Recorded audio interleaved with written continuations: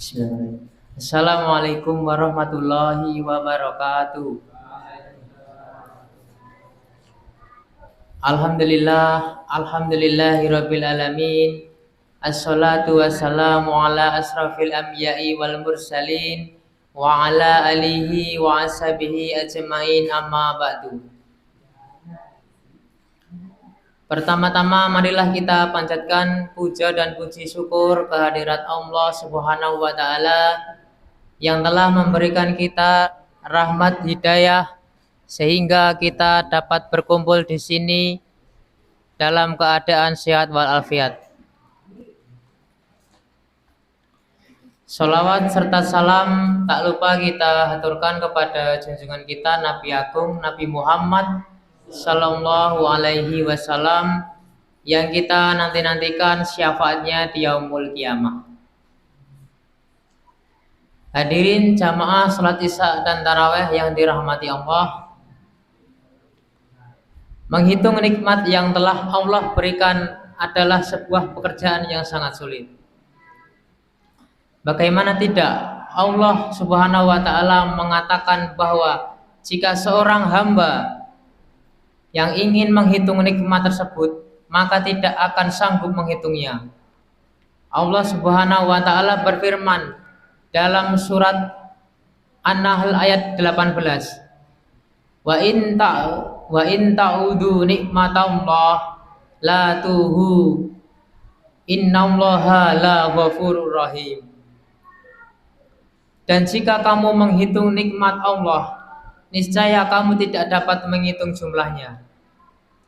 Sesungguhnya Allah benar-benar Maha Pengampun dan lagi Maha Penyayang. Mayoritas manusia banyak yang tertipu jika Allah berikan nikmat. Padahal nikmat yang diberikan akan dipertanggungjawabkan kelak di akhirat. Di antara sekian banyak nikmat yang telah Allah berikan, ada dua nikmat yang manusia lalai darinya. Nikmat tersebut adalah nikmat kesehatan dan waktu luang atau kesempatan. Mengapa sehat dan kesempatan sering membuat manusia terlena? Sebab watak manusia itu cepat lupa akan kebaikan yang diperolehnya. Jika dalam kesakitan dan kesulitan, rajin mengibad dan memohon pertolongan kepada Allah Subhanahu wa taala. Namun setelah lepas dari penderitaan, ia lupa seakan tak pernah meminta. Nikmat Allah yang pertama adalah kesehatan. Kesehatan merupakan mahkota yang tidak dapat dirasakan kecuali bagi mereka yang sakit. Dr. Husain Haikal dalam kitabnya Hayatu Muhammad menjelaskan bahwa Rasulullah Shallallahu Alaihi Wasallam selama hayatnya, yaitu 63 tahun, hanya 2 kali mengalami sakit, yakni ketika beliau kembali dari ziarah makam pahlawan di Baqi, ketika susah tidur dan demam panas beberapa hari sebelum wafatnya. Lalu timbul pertanyaan, mengapa Nabi Muhammad selalu sehat? Faktor yang pertama menyebabkan Rasulullah senantiasa sehat, beliau senantiasa bangun sebelum subuh. Sepanjang catatan sejarah hidupnya selama 23 tahun beliau jadi nabi, hanya 1 kali saja beliau tidak bangun waktu subuh. Hal itu disebabkan mungkin beliau terlalu letih dalam perjalanan dakwahnya dan tidur larut malam. Rasulullah selalu bangun sebelum waktu subuh. Kemudian faktor yang kedua, beliau selalu menjaga kebersihan. Sejak kecil Rasulullah menyukai kebersihan meskipun negerinya kekurangan air.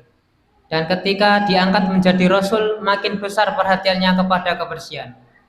Faktor yang ketiga yang menyebabkan Rasulullah senantiasa sehat adalah beliau selalu makan yang secukupnya.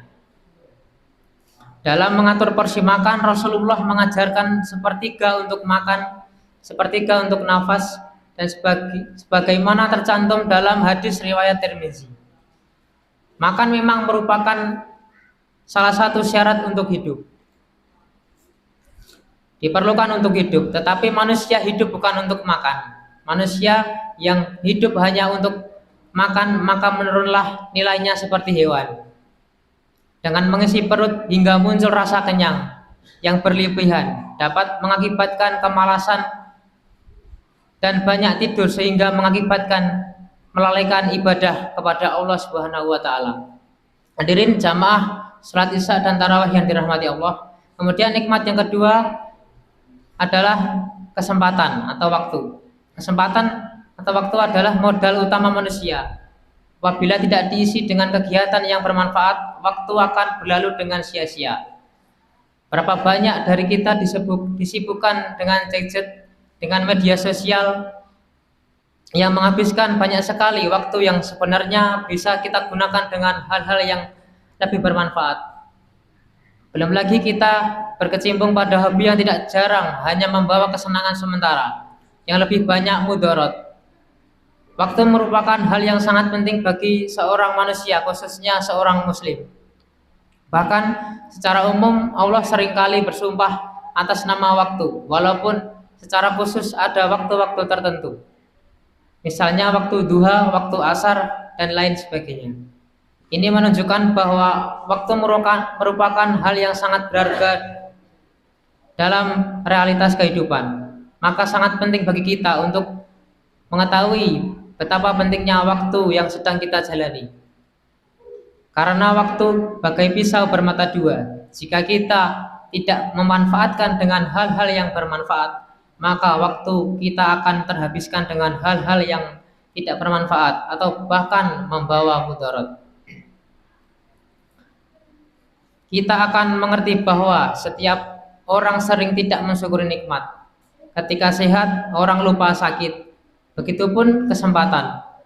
Saat orang memiliki banyak waktu untuk melakukan kebaikan, saat itu pula ia berniat menangguhkannya. Padahal Allah Ta'ala kapanpun bisa mengambil hidup manusia di dunia.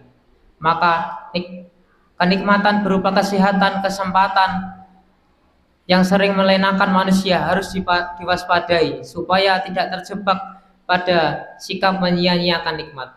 Maka marilah selagi masih di bulan Ramadan ini, di bulan yang penuh rahmat ini, di bulan yang penuh ampunan ini, kita gunakan